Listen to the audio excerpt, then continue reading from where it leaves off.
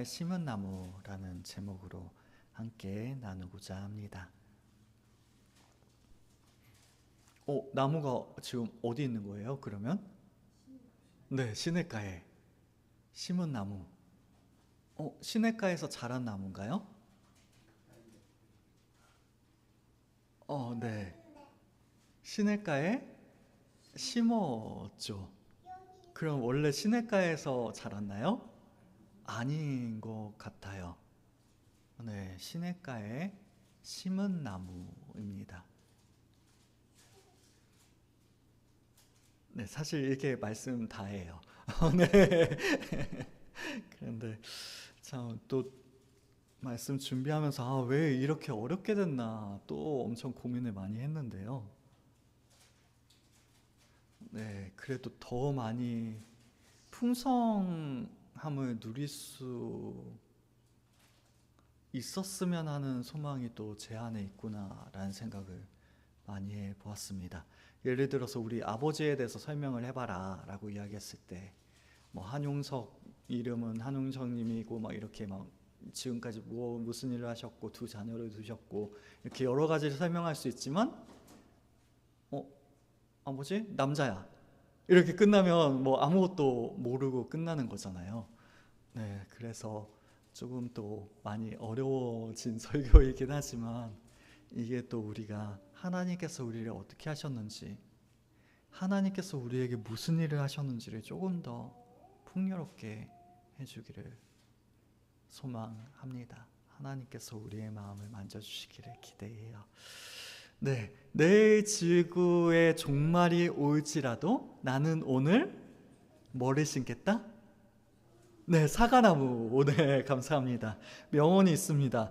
이 말이 얼마나 유명한지요. 평범한 사람들로부터 정치인들에 이르기까지 많은 사람들이 종종 이 명언을 인용하곤 해요. 근데 왜 하필 사과나무일까요? 이 말을 한 사람이 사과를 좋아했을까요? 그래서 사과나무를 심는 걸까요? 잘 모르겠어요. 하지만 이게 왜 사과나무인지는 누가 이 이야기를 했는지를 조금 살펴보면 힌트를 얻을 수 있을 것이라고 생각합니다. 혹시 이 말 누가 했는지 알고 계시나요? 네, 너무 유명하지만 근데 우리나라 사람들은 대부분 네덜란드의 철학자 스피노자가 이 이야기를 했다라고 많이 알려져 있어요. 하지만 유럽으로 가게 되면, 특별히 독일에 가게 되면요, 이 말은 누가 했다고 이야기하냐면 종교개혁자 마틴 루터가 했다고 전해져 있습니다. 그래서 루터가 고등학교 시절을 보냈던 아이제나흐의 집에서는요, 이런 기념비가 세워져 있다고 해요. 내일 세상이 무너질 것임을 알았다고 해도 나는 오늘 나의 사과나무를 심을 것이다. 마틴 루터. 이런 기념비가 세워져 있다고 합니다. 그에 반해 네덜란드의 스피노자가 머물렀던 그 어떤 곳에도요, 이러한 문구가 발견되지 않는다고 해요. 다시 말해 우리나라에서는 스피노자라고 알려져 있지만 스피노자가 한 말이 아니라는 거예요. 그러면 루터가 말한 게 확실할까요? 안타깝게도 그것도 잘 모르겠어요. 만약에 루터가 이 이야기를 했다면 루터의 문서, 뭐 책이라든지 저서에 이런 문장이 있어야 되는데 그 어디에도 이런 문장이 발견되지 않는다고 합니다. 오히려 오랜 시간이 흘러서요, 독일의 카를로츠 목사가 2차 세계대전 막바지에 1940년대 그쯤이겠죠. 고통받는 성도들을 위로하기 위해서 이 이야기를 했다고 해요. 근데 이 이야기를 그냥 한 것이 아니라 루터가 한 이야기입니다 라고 이야기하면서 인용을 하고 그 이야기가 유명해지게 된 거라고 합니다. 그럼 누가 한 거예요? 정확히는 잘 모르겠어요. 그럼에도 불구하고 이 이야기를 한 의도는 너무나도 분명하게 알 수 있게 되는 거죠. 그거는 미래에 대한 희망과 오늘 지구가 멸망할 것 같은 그러한 위기 속에서, 불안감 속에서 사과나무를 심는 즉 미래에 대한 희망과 지금 현재에 충실해야 함에 대해서 이야기하고 있는 것입니다. 그럼 사과나무는 뭐예요? 왜 하필 사과나무예요? 그렇게 중요하지가 않아요. 그것을 이야기하기 위해서 사용된 것이 사과나무일 뿐인 것입니다. 만약 이 말처럼 우리가 미래에 대한 희망을 심고 싶다면, 그 나무를 심고 싶다면 우리는 어디에 심어야 할까요? 자, 우리가 이제 농부가 돼봅시다. 자, 제가 농부예요. 제가 농부인데 이제 나무를 키우기로 생각을 했어요. 그럼 나무를 어디다 심을까요? 그냥 아무데나 대충 심을까요? 네, 그거는 키울 나무가 아니죠. 네, 그 무엇보다도 중요한 게 어느 장소를 선택하냐일 것입니다. 대표적으로 햇볕이 적절히 잘 드는 곳, 혹은 뿌리가 잘 내릴 수 있는 토양이 준비된 곳, 그리고 네, 맞아요. 물 공급이 용이한 곳, 그러한 장소를 선택하게 될 거예요. 물론 때때로 온실 속의 화초가 되지 않기 위해서 적절한 시련이 필요한 장소를 선택하기도 하겠지만, 그 모든 것들은 나무를 잘 자라도록 하기 위한 조치인 것입니다. 하물며 우리가 정말 좋아하는 나무를 심는다면 그냥 아무데나 대충 심을까요? 아니요. 우리가 좋아하는 만큼 더욱 꼼꼼히 세심히 주의를 기울여 그 장소를 선택하게 될 것입니다. 소위 자녀를 양육하는 일을 농사에 비유하곤 하죠. 네, 자식 농사. 자식 농사라면 어디에다 심을까요? 네, 그렇게 학구열 높은 그런 자리를 쫓아가는 게 다 이런 이유 때문이죠. 사랑하는 자녀이기 때문에 그들을 위한 일이라면 가장 좋은 자리를 선별하고 선택하여 심기 위하여 그러한 일들을 하는 것이죠. 시편 1편 3절의 말씀입니다. 그는 시냇가에 심은 나무가 철을 따라 열매를 맺으며 그 잎사귀가 마르지 아니함 같으니 그가 하는 모든 일이 다 형통하리로다 라고 말씀하고 있습니다. 이 시편 1편을 쓴 시인은 경건한 사람, 즉 하나님과 올바른 관계에 있는 사람, 참 그리스도인이며 복받은 사람을 시냇가에 심은 나무와 같다라고 마치 그림을 그리듯 표현을 하고 있어요. 자, 조금 생각을 해주세요. 어디에 심었다고요? 시냇가에 심은 나무. 네, 나무는 어떤 모습이든 상관이 없어요. 우리가 생각할 수 있는 가장 이쁜 나무를 생각하시면 될 것 같습니다. 저는 버드나무가 좀 떠오르는데요. 네, 그런 그림을 그리고 있어요. 시냇가에 심었기 때문에 충분히 물을 공급받는, 시냇가 가장자리이기에 가장 영양분이 많은 흙을 가진, 그리고 햇볕을 잘 받을 수도 있는 너무나도 좋은 자리에 나무가 심겨졌어요. 그 사람들이 누구라고요? 복 있는 사람들. 네.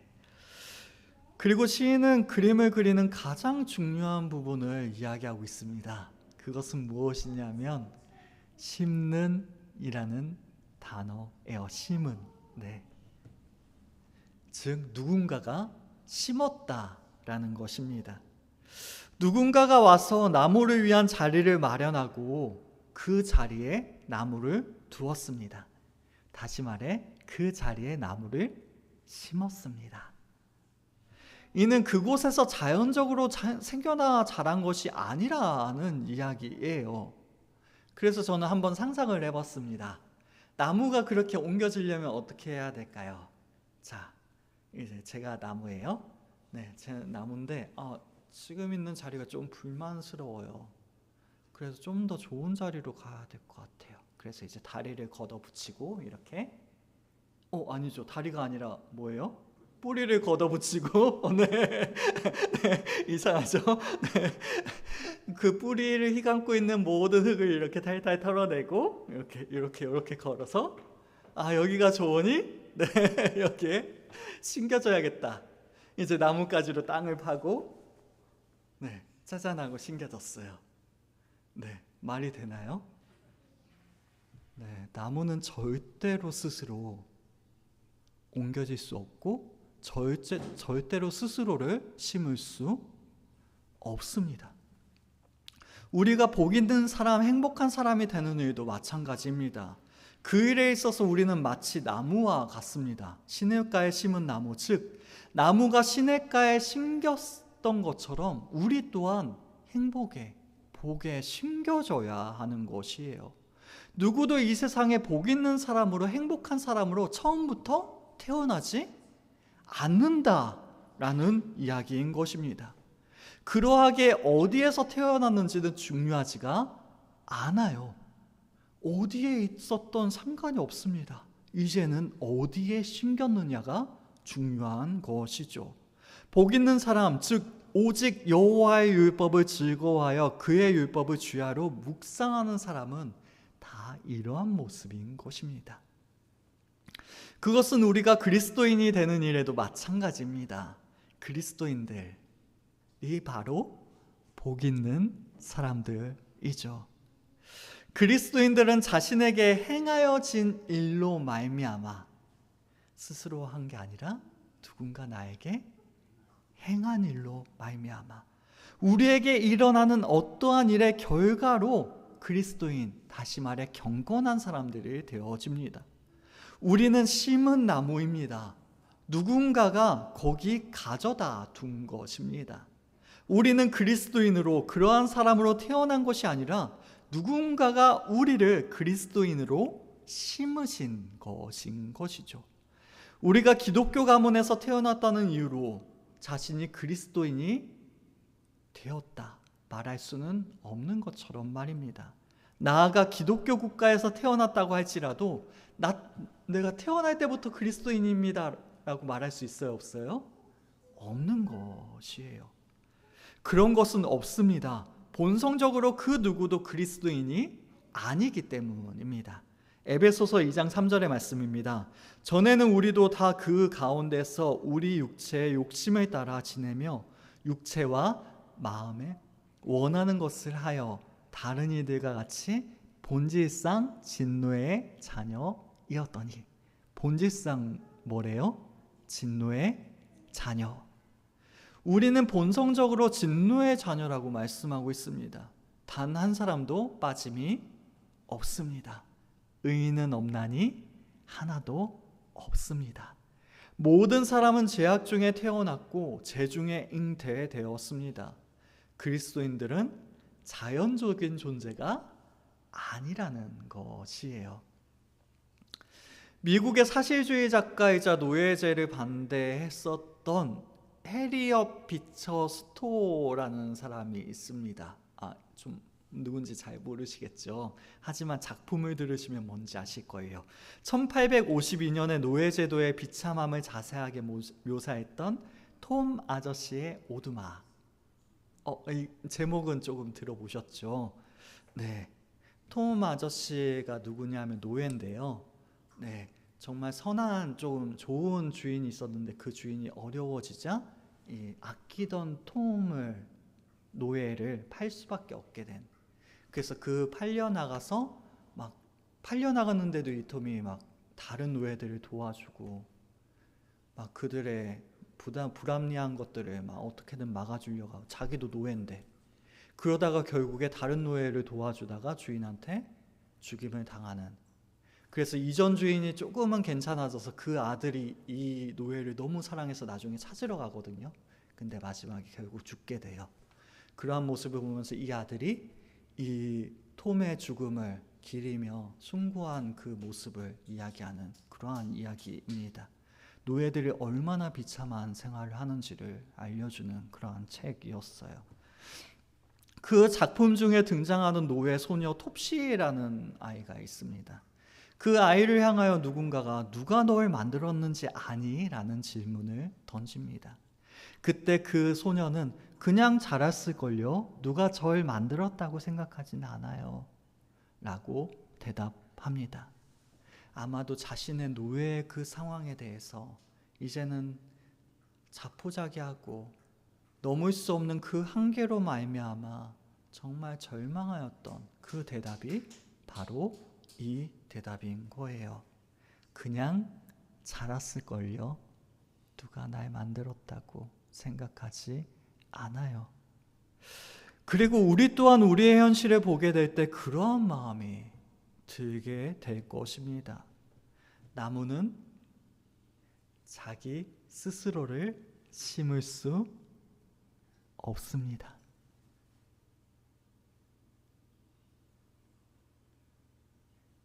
이게 핵심이에요. 우리가 자신이 노력하여 무언가를 행한 일이나 스스로 이룬 어떠한 일의 결과로 그리스도인이 되는 것이 아닙니다. 주위의 환경이나 상황이 어떻든 간에 누구도 그냥 자라나서 그리스도인이 되지 않습니다. 그냥 시간이 흘러 언젠가는 그리스도인이 되겠지. 아니에요. 누군가가 이루어 주셔야 합니다. 큰일 났네요. 컴퓨터가 꺼져 버렸네요. 네. 핵심 다 이야기했으니까 마무리. 맨날 헛소리 하다가 이거 호되게 당하죠. 네. 한참 걸릴 것 같네요. 오랜만에 진땀 나는데.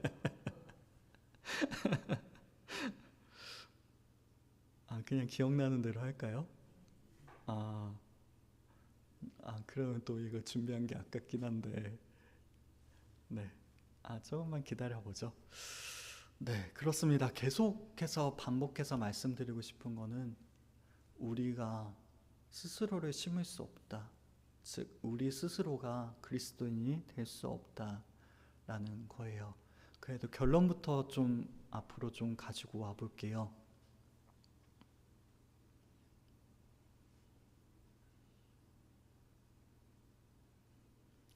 하나님께서 우리 가운데 일을 하셔야만 우리는 그리스도인이 될 수가 있습니다.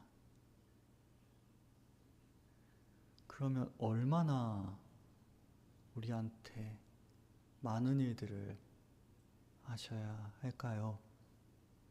물론 조금 수월한 사람들도 있을 것입니다. 저도 그렇거든요. 좀 신앙이 좋다고 이야기하는 사람들보다 인격이 되는 사람이 저는 더 좋아요. 네. 그런 사람들이 보다 하나님을 조금 편하게라는 표현이 좀 이상하긴 하지만 쉽게 만날 수 있거든요. 그런 사람들은 이렇게 옮겨다 심는 게 조금은 수월할 수도 있을 것입니다. 하지만 문제는 우리는 죄인이라는 사실이죠. 우리 중에 그 누구도 쉽게 옮겨 심을 수 있는 사람은 없다라는 사실입니다. 하나님께서는 우리를 옮겨 심으세요. 옮겨 심었다는 건 시냇가에 심겨져 있지 않다라는 거죠. 그러한 우리를 옮겨 심으시는 것입니다. 왜 그러실까요?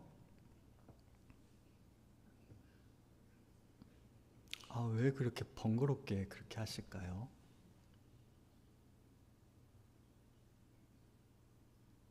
왜 그렇게 수고롭게 하실까요? 심지어는 우리 스스로가 그 일을 막 싫어하고 괴로워하고 때로는 혼란스러워하고, 맞죠? 원래 있던 자리가 아니니까. 불편해하고, 심지어 원망스러워하기까지 하는데 하나님께서는 왜 그러실까요? 우리를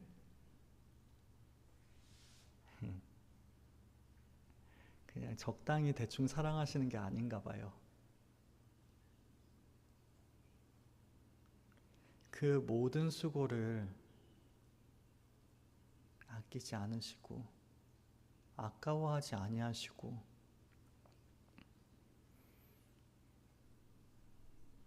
우리를 옮겨 심으시죠. 네, 이게 복음의 핵심입니다. 우리가 스스로 심었다? 아니요. 하나님께서 우리를 심으셨다. 이게 복음의 핵심입니다.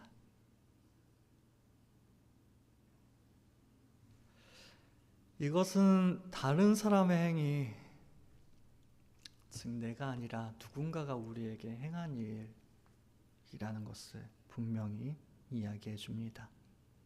이것이 복음이에요. 하나님이 세상을 이처럼 사랑하사 독생자를 주셨으니 이는 그를 믿는 자마다 멸망하지 않고 영생을 얻게 하려 하심이라. 사람은 하나님께서 사랑하는 독생자 우리 구주이신 예수 그리스도 안에서 그분을 통하여 우리에게 이루어 주신 일과 성령님께서 그 이루어 주신 일을 우리 각 사람들에게 적용하여 주심으로 말미암아 그리스도인이 됩니다. 그렇습니다. 예수님을 믿는 모든 사람들은 시냇가에 심은 나무가 되어집니다.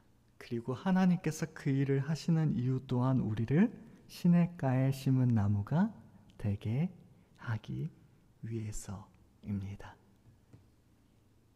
성경 전체가 우리들에게 그렇게 말씀하고 있어요. 참으로 감사한 것은요, 성경이 사람이 어떻게든 하나님을 붙잡고 어떻게든 하나님을 찾아서 잘 믿고 어떻게든 승리하는 책이 성경이 아니라는 거예요. 참으로 놀랍게도 성경은 사람의 이야기가 아니라 하나님의 이야기입니다. 사람은 오히려 길을 잃어버렸고 그 길을 잃은 사람들을 찾는 하나님의 일들이 기록된 것이 바로 성경이에요. 처음 사람이 죄를 지었을 때 하나님께서 에덴 동산으로 내려오신 것과 같이 이후에도 줄곧 하나님께서 우리에게 찾아오셨습니다. 하나님이 세상을 이처럼 사랑하사 독생자를 주셨으니 그분의 독생자 구주이신 예수 그리스도를 통하여 하나님께서 친히 우리 가운데 찾아오십니다. 우리를 심는다는 것은 바로 이러한 의미입니다.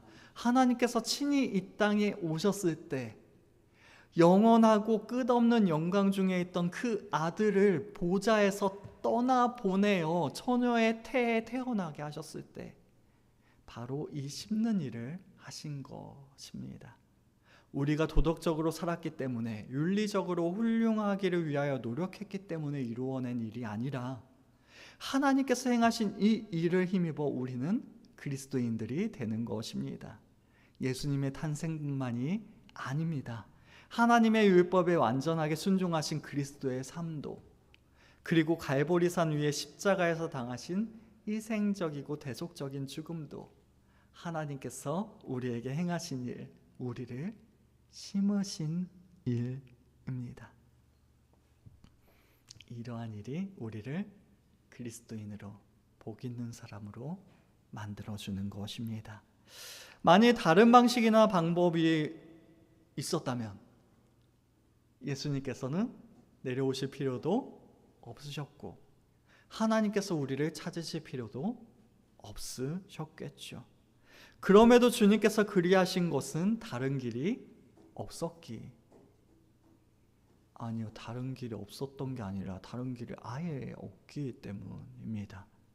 이사야 53장 6절의 말씀입니다. 우리는 다 양 같아서 그릇 행하여 각기 제 길로 갔거늘 여호와께서는 우리의 모든 죄악을 그에게 담당시키셨도다. 우리를 심기 위한 다른 길이 없었기 때문에 하나님께서는 우리 죄를 자신의 아들에게 지우시고 그를 때리고 치셨습니다. 누가요? 하나님께서요. 하나님께서 자신의 아들을 때리고 치셨습니다. 왜요? 우리를 위해서. 알고는 있었지만 이렇게 깊이 생각해 본 적은 없었던 것 같아요. 사람들이 예수님을 때린 것이 아니라 하나님께서 그리 하신 것입니다. 누구를요? 자신의 독생자 하나밖에 없는 그 아들을 말이죠. 부모님께 매맞아 보신 분들은 아마 아실 것입니다. 잘못은 누가 했어요? 내가 했는데 매가 아파요, 안 아파요?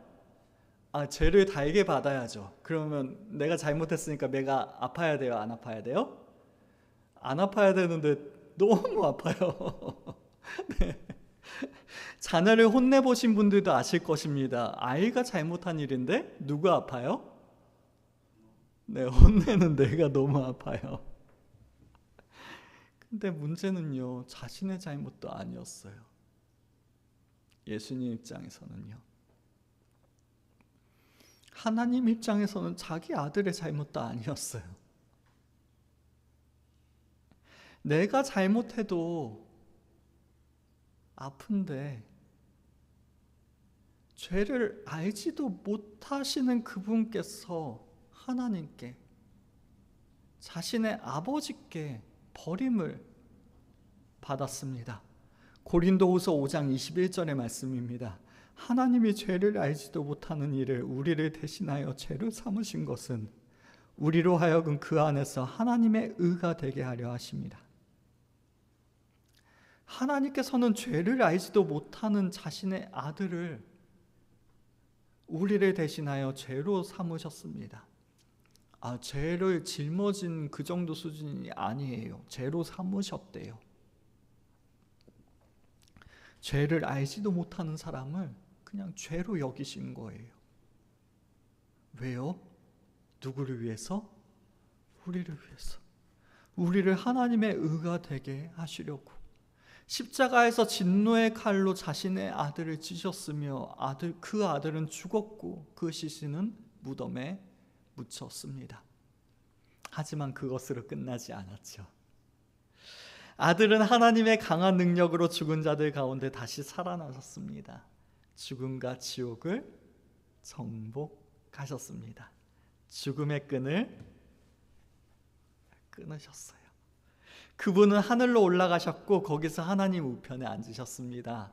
주님께서는 오순절에 복된 성령님을 보내셔서 주님을 믿는 사람들 안에 이 모든 일들의 결과, 예수님께서 이루신 그 모든 일들의 결과, 그 구원을 우리들에게 허락하여 주십니다. 우리를 그 안에서 하나님의 의가 되게 하신 것입니다. 예수님 안에서요. 나무 심기는 위대한 농부께서 이루신 이 엄청난 활동 모두를 포함하고 있습니다. 이것은 하나님의 행위이며 하나님의 활동입니다. 그리하여 우리는 사도 바울과 같이 고백하게 되는 것이죠. 내가 나된 것은 하나님의 은혜로 된 것이다 라고 말입니다. 우리가 우리 된 것은 무엇으로? 하나님의 은혜로 된 것입니다.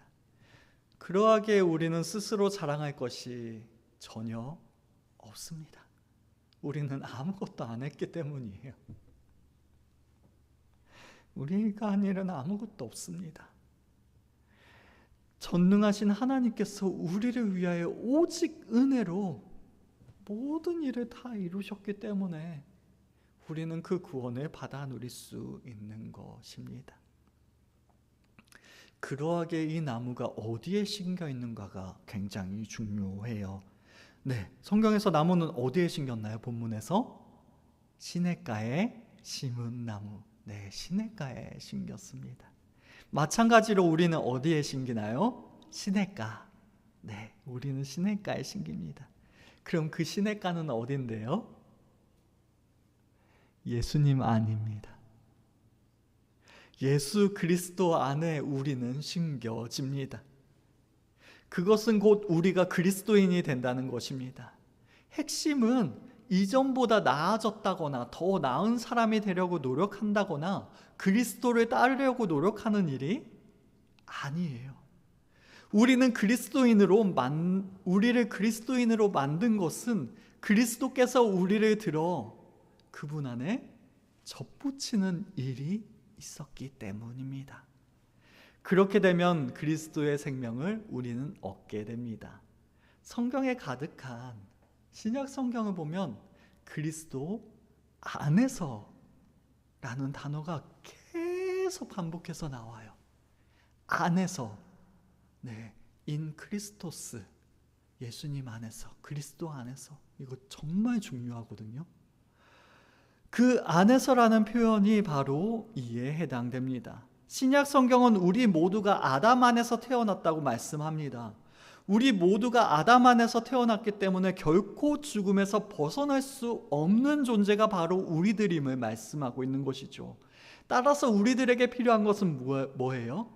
아담 안에서 태어났기에 죽음에 있다면 우리는 예수 그리스도 안에 있는 생명이 우리들에게 필요한 것입니다. 모든 사람이 죄인이게 단 한 사람도 예외가 없이 예수님이 필요한 것이에요. 주님께서는 말씀하셨습니다. 내가 온 것은 양으로 생명을 얻게 하고 더 풍성히 얻게 하려는 것이라. 성경이 말씀하는 가장 시급한 일은요, 우리가 좋은 사람 혹은 조금 더 나은 사람이 되라는 것이 아닙니다. 우리의 상태가 너무나도 안 좋으니까, 이미 죄로 죽어 있는 게 우리의 상태이니까, 그게 너무나도 위급하고 너무나도 급한 일이니까 완전히 새 사람이 되어야 한다는 것이 바로 성경의 말씀입니다. 다시 말해 우리는 거듭나야 합니다. 우리는 하나님께서 주시는 생명을 받을 수 있고 그 생명이 우리들을 그리스도인으로 만듭니다. 그 생명보다 못하거나 부족한 것으로는 절대로 이루어질 수 없는 일입니다. 시냇가에 심겨 그리스도의 생명을 받아야만 합니다. 그분에게, 예수님께 우리가 심겨져야 하는 것이에요. 그분 안에 들어가야 합니다. 가지는 포도나무에 접붙여 져야만 생명을 얻을 수 있는 것이죠. 우리 스스로 할 수 있어요? 우리 스스로 우리를 들어서 이렇게 심을 수가 있어요? 없어요. 그러니까 누가 하세요? 다른 게 복된 게 아니라요, 그 하나님의 손이 너무나도 복돼요. 하나님께서는 그 너무나도 복된 손을 들으셔서 우리를 붙잡아서 옮겨 심으십니다. 예수님 안으로 우리를 넣으시는 거예요. 시냇가에 심은 나무는 시냇가에 찰지고 양분이 많으며 또한 단단한 아주 좋은 토양에 심겨졌습니다. 그 나무의 뿌리는 아래로 뻗게 되고 또한 옆으로 펼쳐지는 뿌리들은 가닥가닥 충분한 수분을 흡수하게 됩니다. 마찬가지로 우리는 예수 그리스도 안에 심기웁니다. 우리는 주님 안에 뿌리를 내리며 생명을, 하나님의 생명을 얻게 돼요. 시냇가의 물이 얼마나 많은지 측량하기가 어려운 것처럼 너무나도 풍부한 생명을 공급받게 됩니다. 누구로부터요? 예수님으로부터. 이미 죽은 사람을 살리려면 얼마나 많은 생명이 필요할까요?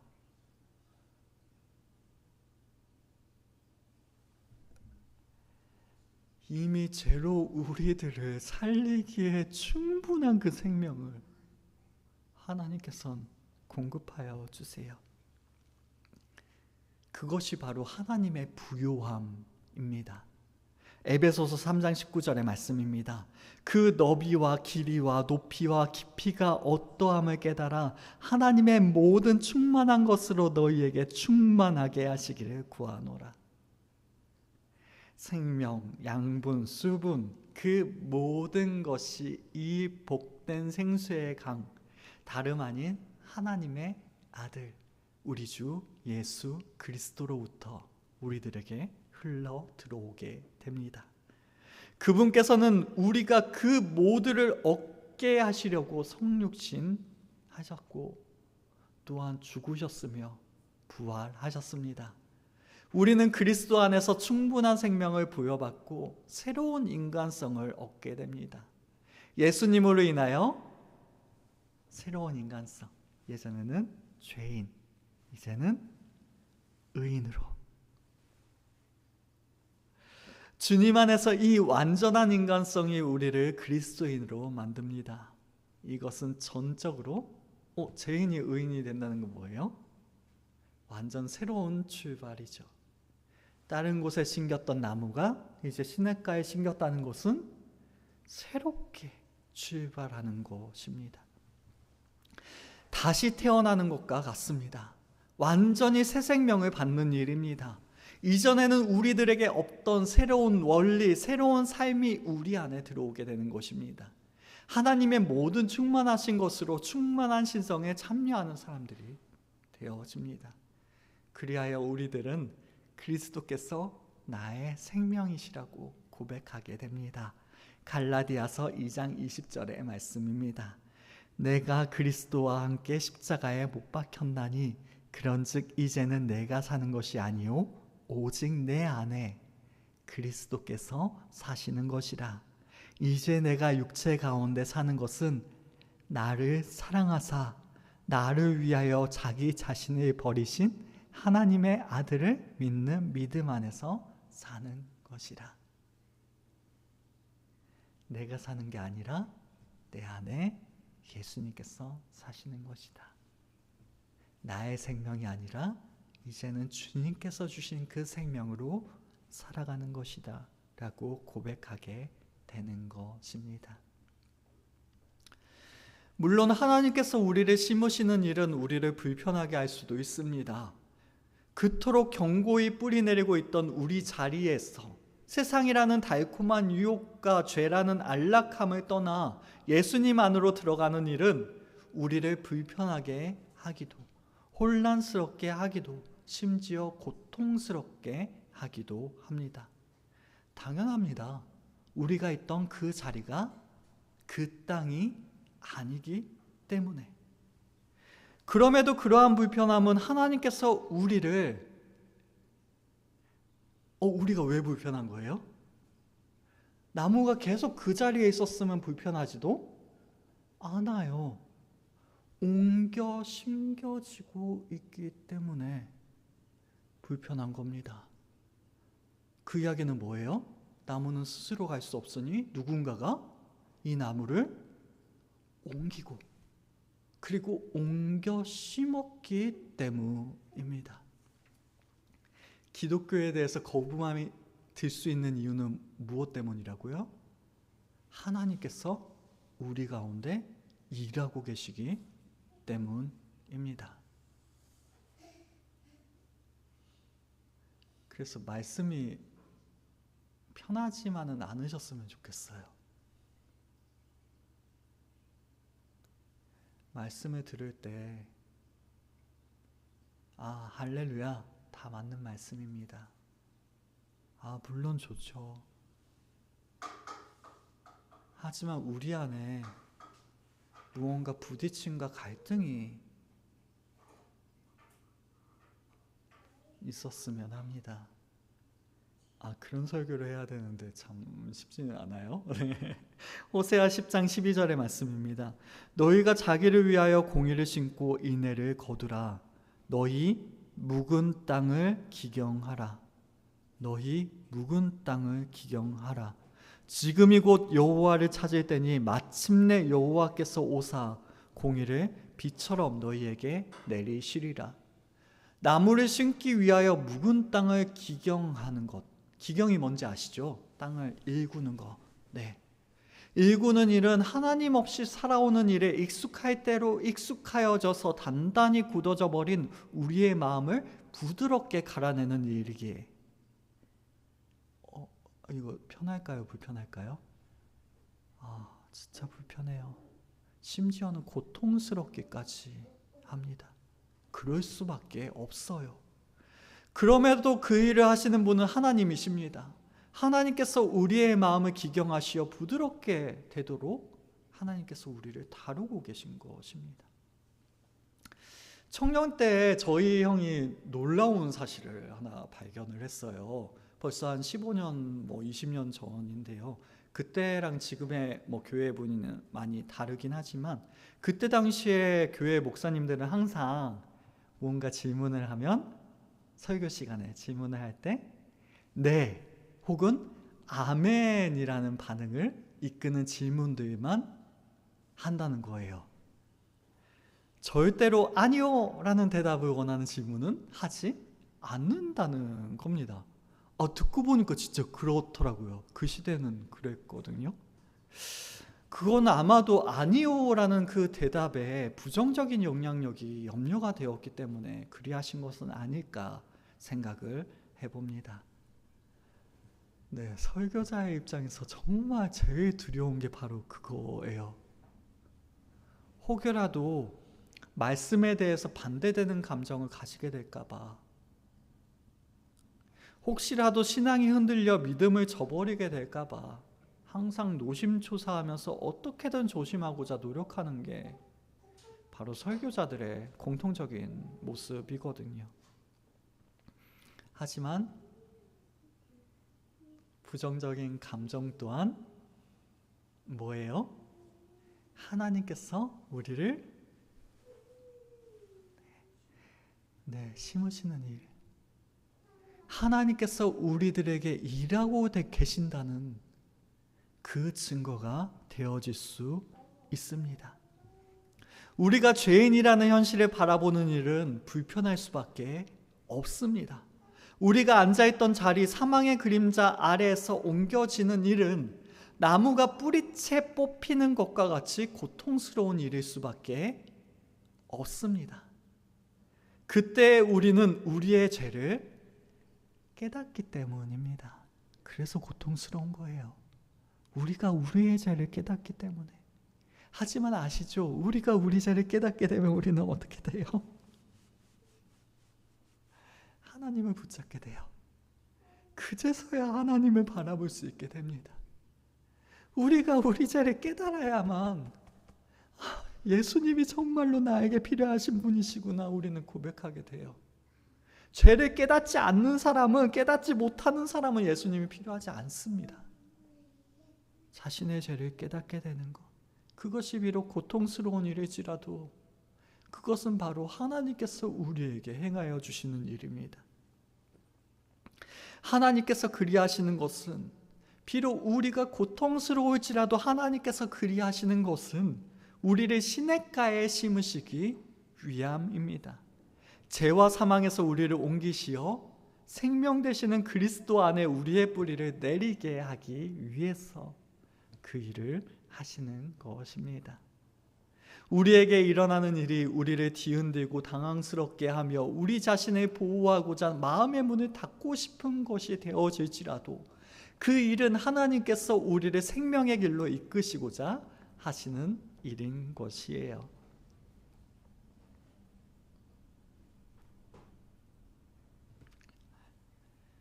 그래서 바라옵기는 더 많이 부딪히셨으면 좋겠어요. 제가 안 무서워해야 되는데 제가 담대해야 되는데 그래야 우리가 더 많이 부딪힐 수 있는데, 말씀에.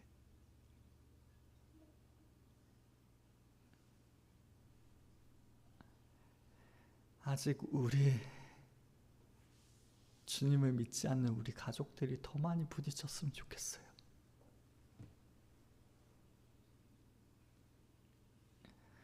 더 많이 흔들리고, 더 많이 당황스럽고, 더 많이 혼란스럽고,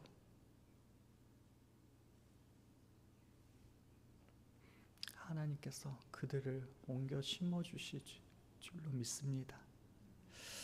바라옵고 원하는 것은 우리를 심으시는 분은 바로 하나님이시니 하나님께서 우리에게 믿음을 주시기를, 그리하여 우리 모두가 시냇가에 심은 나무가 될 수 있기를 원합니다.